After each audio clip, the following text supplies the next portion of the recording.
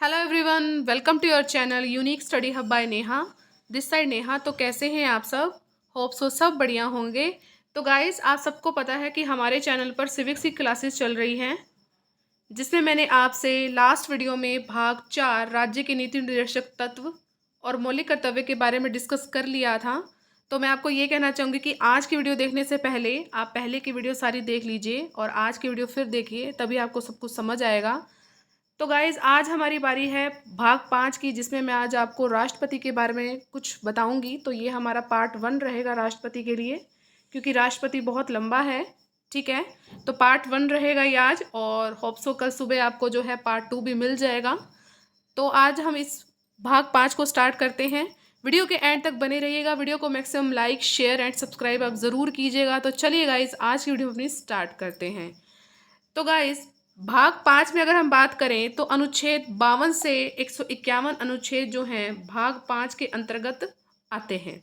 इसमें हम बात करेंगे राष्ट्रपति की। ठीक है, तो राष्ट्रपति के बारे में मैं आपको इतना बताना चाहूँगी कि अनुच्छेद 53 के तहत भारत की समस्त कार्यपालिका शक्ति जो है वो राष्ट्रपति में निहित होती है। ठीक है, आप इस लाइन से समझ गए होंगे मैं आपको क्या समझाना चाहती हूँ कि कार्यपालिका शक्ति जितनी भी हैं वो सब के सब किस में निहित हैं? राष्ट्रपति में निहित हैं। राष्ट्रपति ही जो है कार्यपालिक शक्तियों का कर्ता धर्ता है। ठीक है, तो ये सब आपको किस अनुच्छेद में देखने को मिलता है? तो अनुच्छेद 53 में जो है आपको ये चीज़ देखने को मिलती है। क्वेश्चन आ सकता है कि अनुच्छेद 53 में किस प्रकार की शक्ति जो है राष्ट्रपति में निहित होती है? तो कार्यपालिका शक्ति निहित होती है। क्वेश्चन आ सकता है कि अनुच्छेद 53 के अंतर्गत आपको राष्ट्रपति के बारे में क्या पता लगता है? तो ये पता लगता है कि जितनी भी भारत की समस्त कार्यपालिका शक्ति है वो राष्ट्रपति में निहित है। ठीक है, तो किसी तरह से भी क्वेश्चन आ जाए तो अब आप उसको अटेम्प्ट कर पाएंगे। चलिए आगे बढ़ते हैं। जो राष्ट्रपति का पद है गाइज वो अमेरिका से लिया गया है। इंपॉर्टेंट है, सीधा आपसे क्वेश्चन पूछा जा सकता है कि राष्ट्रपति का पद कहाँ से लिया गया है? तो अमेरिका से लिया गया है। भारत का जो प्रथम नागरिक होता है वो हमारे राष्ट्रपति जी होते हैं। ठीक है, तो कमेंट सेक्शन में आप ये बताएंगे कि वर्तमान में हमारे भारत के राष्ट्रपति कौन है। ठीक है, तो भारत के जो प्रथम नागरिक हैं वो भी राष्ट्रपति ही कहलाते हैं, और देश का जो संवैधानिक मुखिया होता है वो भी राष्ट्रपति ही होता है। ठीक है, डायरेक्ट आपसे जो है क्वेश्चन किसी भी प्रकार से पूछा जाए कि भारत का प्रथम नागरिक कौन है? तो राष्ट्रपति है। देश का संवैधानिक मुखिया कौन है? तो राष्ट्रपति हैं। कार्यपालिका की जो समस्त शक्तियां हैं वो किस अनुच्छेद में आपको देखने को मिलती हैं? तो अनुच्छेद 53 में जो है आपको कार्यपालिका की समस्त शक्तियां देखने को मिलती हैं। ठीक है, तो प्रथम नागरिक और देश का संवैधानिक मुखिया। लेकिन क्वेश्चन आ जाए कि वास्तविक मुखिया कौन है हमारे देश का? तो जो वास्तविक मुखिया है गाइज वो हमारे प्रधानमंत्री जी हैं। ठीक है, तो कौन है हमारे प्रधानमंत्री जी? राष्ट्रपति की जो पद व्यवस्था है वो आपको अनुच्छेद 52 में देखने को मिलती है। ठीक है, हम 52 से 151 पढ़ रहे हैं, तो 52 में क्या है? पद व्यवस्था है। ठीक है, वो आपको अनुच्छेद 52 में देखने को मिलती हैं, और कार्यपालिका की शक्तियां आपको राष्ट्रपति की अनुच्छेद 53 में देखने को मिलती हैं। ठीक है, आगे बढ़ते हैं, मूव ऑन करते हैं। राष्ट्रपति के लिए योग्यताएं। देखिए, राष्ट्रपति बनना है तो उसके लिए कुछ योग्यता तो होनी चाहिए ना। ठीक है, तो कौन कौन सी योग्यताएं हैं ये आपको याद होनी चाहिए। ठीक है, तो सबसे पहले तो योग्यता ये हो कि उसकी 35 साल की उम्र पूरी हो चुकी हो, यानी कि 35 साल का हो या उससे ऊपर का हो। वह लोकसभा का सदस्य चुने जाने की योग्यता रखता हो। ठीक है, तो लोकसभा का सदस्य चुने जाने की उसकी क्षमता होनी चाहिए, योग्यता होनी चाहिए। वह किसी भी लाभ के पद पर ना हो। मान लीजिए, कहने का भाव क्या है कि उसकी कोई सरकारी नौकरी नहीं होनी चाहिए।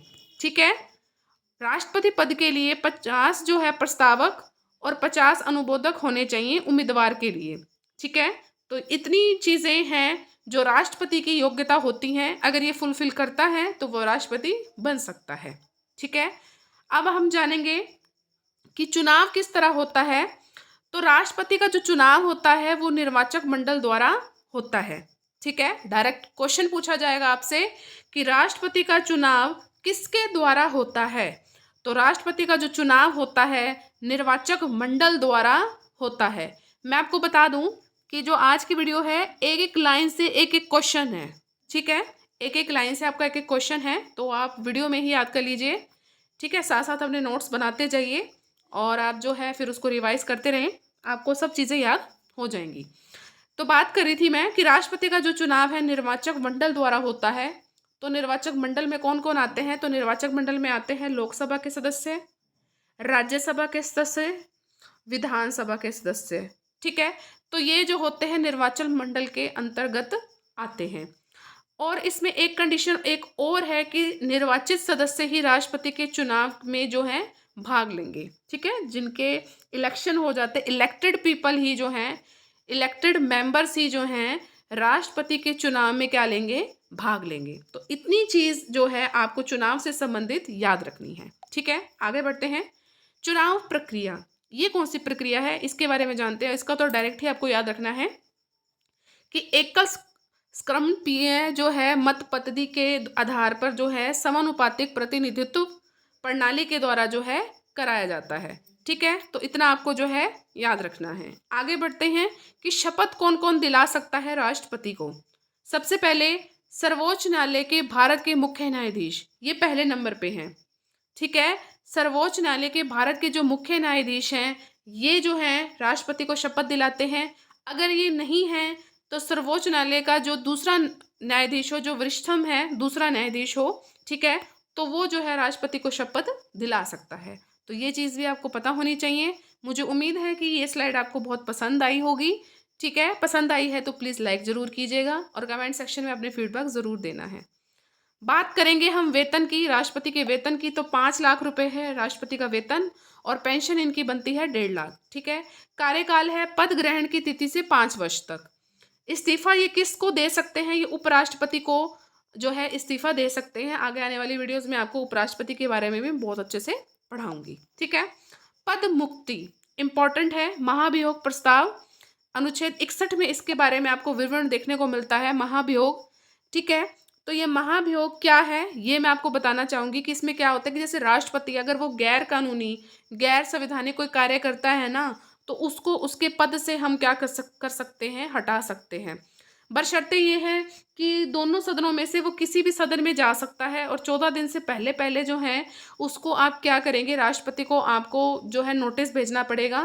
फिर 2/3 बहुमत से क्या होगा कि अगर वो बहुमत पास हो जाता है तब जाके आप राष्ट्रपति को हटा सकते हैं। लेकिन कंडीशन इसमें ये है कि गैर संवैधानिक कार्य करने पर। ठीक है, ऐसे नहीं है कि आप बिना मतलब कोई भी ऐसा अगर वो कार्य नहीं कर रहे हैं उसके बिना गैर संवैधानिक कार्य अगर नहीं किया है, अगर कुछ और किया तो उनको आप उनके पद से हटा दें। नो, अगर गैर संवैधानिक कार्य करा है तभी हम जो है राष्ट्रपति को हटा सकते हैं।